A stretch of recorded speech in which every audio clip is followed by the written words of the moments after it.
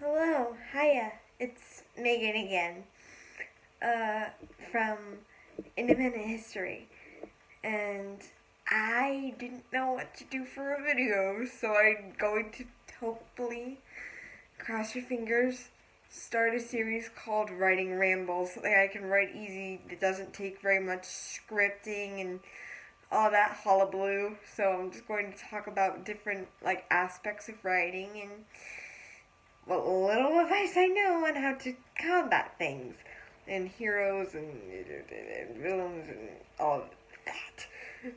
Hopefully, Andrew will actually be nice and not just make this a blooper montage, for good grief. But yeah, I don't really know what to do in this segment, so I'm just gonna say Writing Rambles. It's an unscripted series, if you couldn't tell already, just because of my horrible delivery. But I'm gonna be talking about heroes for a little bit, and yeah, I was gonna. So I'm gonna just start talking about different ideas in writing and how you can combat certain problems and issues in writing and just how to do that kind of thing, since I am a bit of an up and coming novelist myself. So I was thinking on how do I really start this series, if you could even call it that. So I thought, so I thought heroes would be a good place to start since protagonists are normally introduced at the beginning and all that. And I just wrote a little bit of notes so I have general guidelines as to where I'm going with this thing so I just don't run out the same topic for like 15 minutes. But I was going to start with there are a lot of different types of heroes. There's the paragon types that are willing to help anybody. There's the really gritty heroes, the loners. My hero is a loner, actually.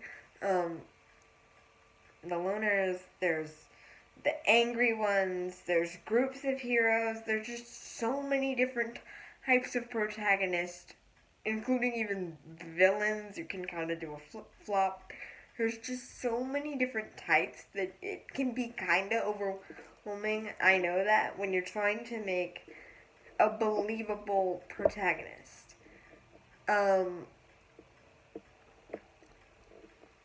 It's just hard because, you don't want to make something out of a stereotype because it obviously just leads to people getting annoyed because they've seen the same thing over and over in the media about 1,000 times. So you want to come up with something believable and relatable to a lot of people.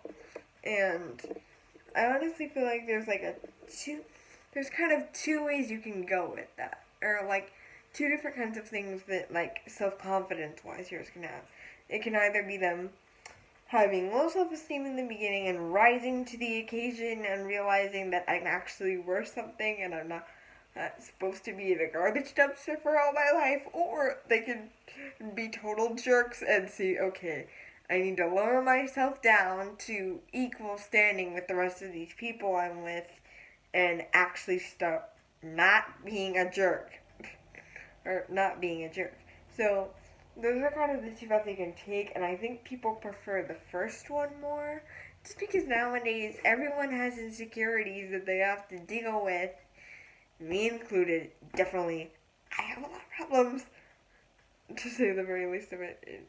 Crazy mess, and yeah, like everyone does. So I just think that first one is a lot more relatable, but some people could really use that second lesson.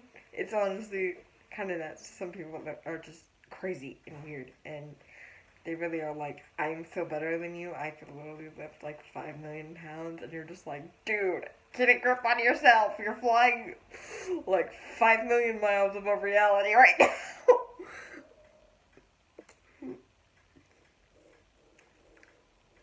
And it's very common to also base protagonist off of either you or friends or acquaintances from real life. This is how I make my characters a lot of the time.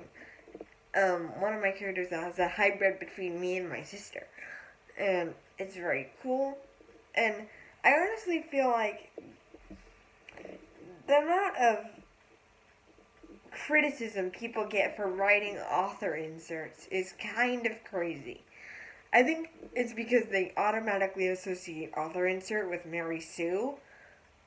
But an author insert isn't that by default. They can be, and you gotta be careful because not only are author Mary Sue's bad, but Mary Sue's in general are just a mess to deal with, both in definition and in trying to avoid them. So that'll probably be another ramble on just how those kinds of characters exist. But author inserts don't have to be Mary Sue's, and they don't have to be exactly like the author. They can just have parallels. Like some of my characters, like the first protagonist I ever wrote was explicit, and I still have her, and she's still the protagonist, but she's explicitly an author insert. Just the introvert in her is dialed up to like 10. It's crazy. And to be honest, I don't see what's wrong with them unless you make them Mary Sue's, which is a whole nother topic, like I said before. So please, if you're hearing this, please just be mindful of author inserts. They're not bad like everyone says they are. They can actually be really good characters, because a lot of times people don't get mad at people until they're told that their favorite character was an author insert this whole time. Or at least that's just from what I can understand from various YouTube things, but anyway. And on top of like the different types of heroes and author inserts, it's a very common thing to give your characters flaws. But the thing about a flaw is, those little nitbits that some characters might not be quite as good at this are still compelling, but if you're really making this a central, like, internal focus in terms of internal conflict and, like, a self-work thing, you've got to make that flaw actually cause problems. And it doesn't have to be, like, world-ending, but it definitely does just have to lead to the character making decisions or something where it really affects the story. Because then it doesn't really feel like a flaw anymore. It just feels like a factoid that doesn't really come up much. But if you really want to exploit those kinds of character flaws, they've got to make struggle in the story. And I actually originally got this concept from a different channel, which I am not affiliated with, but they're called Overly Sarcastic Productions. They're one of the channels I was looking up to when starting this whole YouTube dealio. And just, I'm not saying anything else, just go watch it. They're so good, and they have so many compelling videos, both red and blue. Red is where I would get more of the literature stuff from, while blue would be more of Andrew's guy, even though he hasn't watched them in the first place, which you really should do. But yeah, anyway, so, and there's just a bunch of things to consider with heroes, like the flaws and all that, and just keeping up with it all is a bit nuts, because you might want to not do things too quickly and kind of build around like certain aspects of your character depending on what's important in your stories. And what was I gonna say? Dang. And I have a little, I'm sure I'm not the first person to think of this, but I have a thing in my writing that even I am trying not to fall into the trap, even though I'm already halfway down. I'm trying not to fall into this trap with one of my characters. It's called the 180 effect. I nicknamed it that. And I first got this idea when reading, of all things, A Christmas Carol. And I thought it was just, I know it's a short story, so it makes more sense in those context to have the character just do a total flip, but it can kind of be off-putting in novels if a character, or TV shows or whatever, in other media that's not supposed to be super short, if a character just does a complete turnaround in the span of like a very short time period.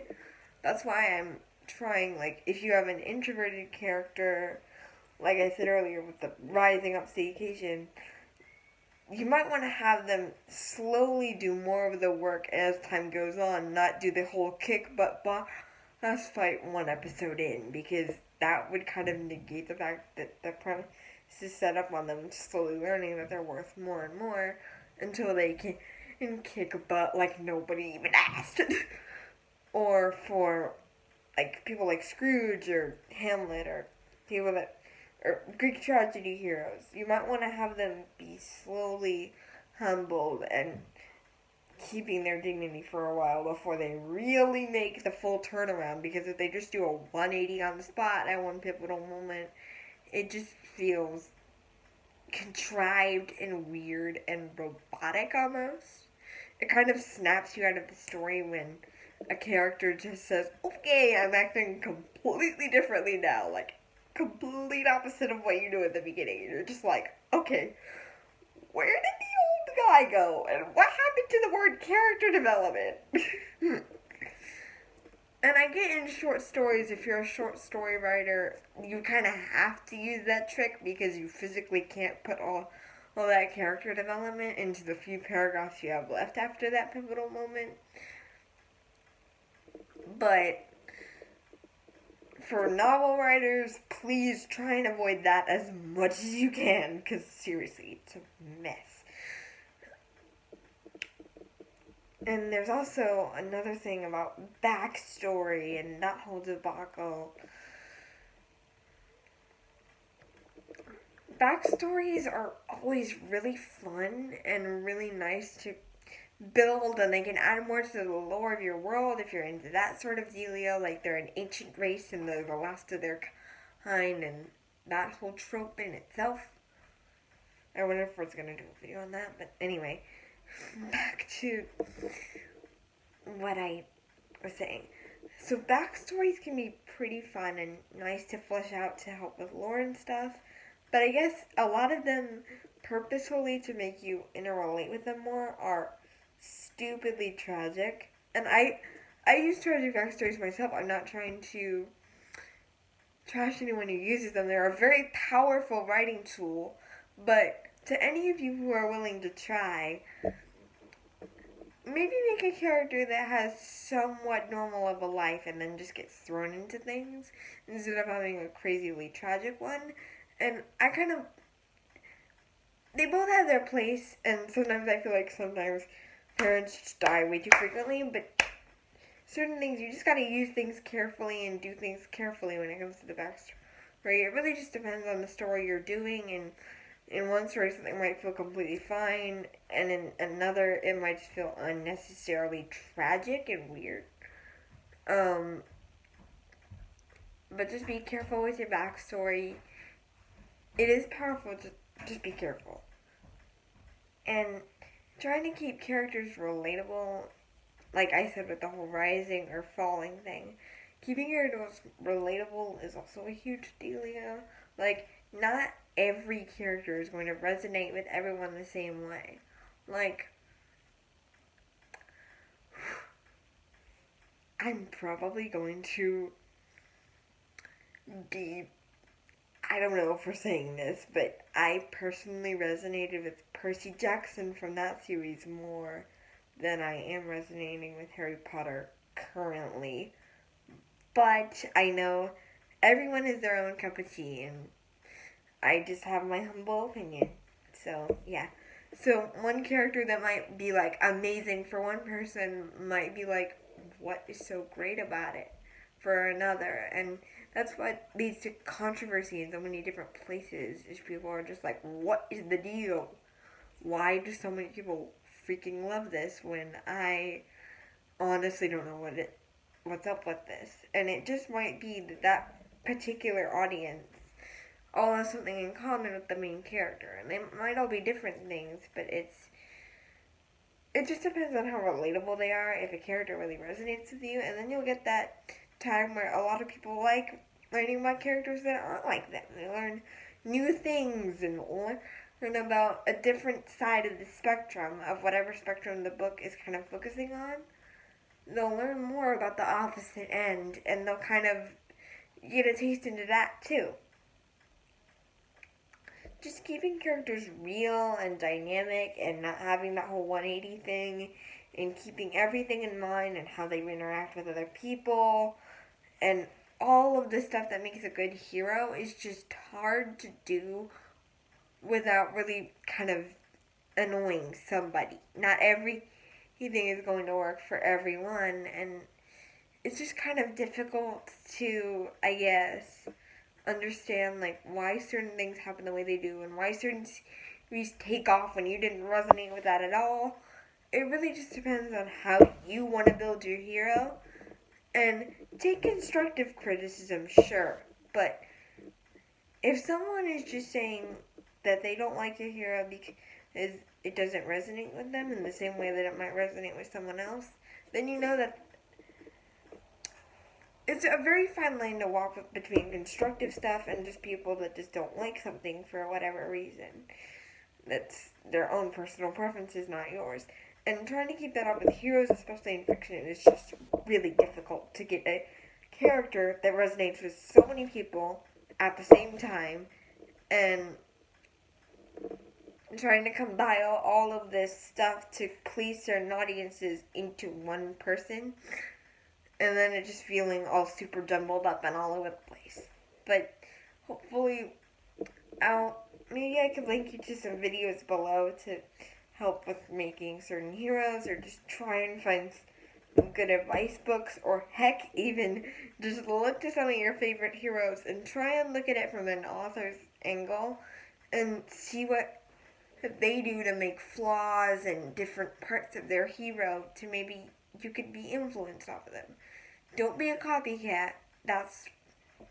Be original and keep your original ideas in you while you're looking at that, but it wouldn't be a bad idea to take a leaf out of their book and try and kind of make sure that you're doing things correctly and just making sure that you're making a good story that works. And it doesn't have to follow like the English overanalyzation guidelines. Good writing is writing that works and is fun to read. And that has good messages and stuff. And if it doesn't follow like a certain format, whatever. It works. It's good. It's fun. And that's the main reason I do writing, is I enjoy it. And if you're not enjoying writing in the first place, writing about heroes or villains or whatever, then maybe you should pick a different hobby. I mean, I know some people, no, that's not saying you should drop writing just because it's frustrating or hard. Don't do that. I wanted to do that a couple times, but I picked it back up again and it was really fun. But just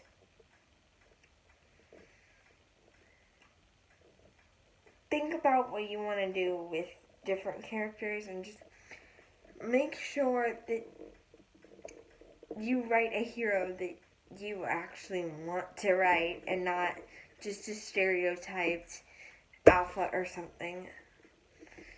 And I feel like some certain categories of heroes have been a bit criticized very much, and like alpha males and stuff, and that whole Mary Sue thing again, which keeps coming up this video for some reason. But yeah, just try not to stereotype, because that just makes bland, kind of empty shells that you really don't want if you want a dynamic, whole, non-cliche protagonist. It's kind of hard to avoid cliches because that's just how naturally happen, but just try to avoid overly stereotyping characters.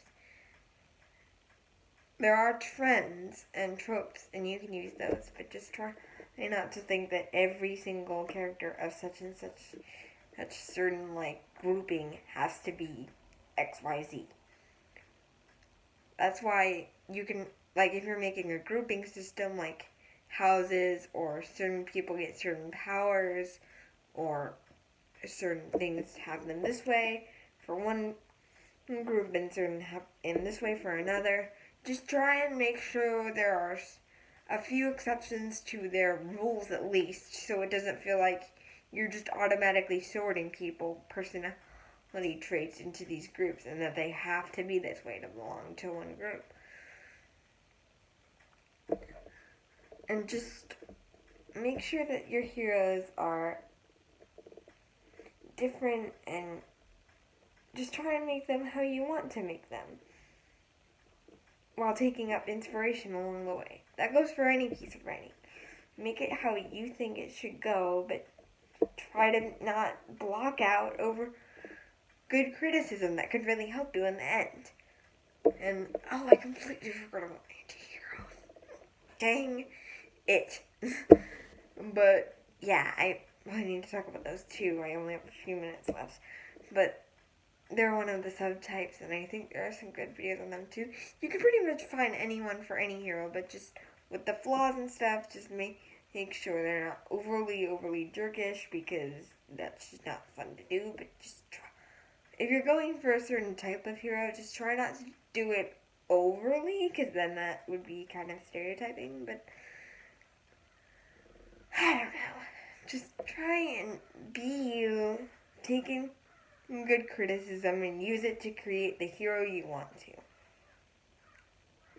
I hope you enjoyed me ranting and for 20 minutes, but I hope you enjoyed it, and I hope you gained something useful out of this. Just make the hero you want to make. And I hope to see you maybe later for another writing ramble if this actually becomes like a thing or something. I don't know. I guess I'll wrap this up now if I can. Actually find a good way to wrap up without going on another unassumed rant. But yeah, just make the hero you want to, taking good criticism, and just work it into the hero you want to make. I guess I'll see you later. Bye bye.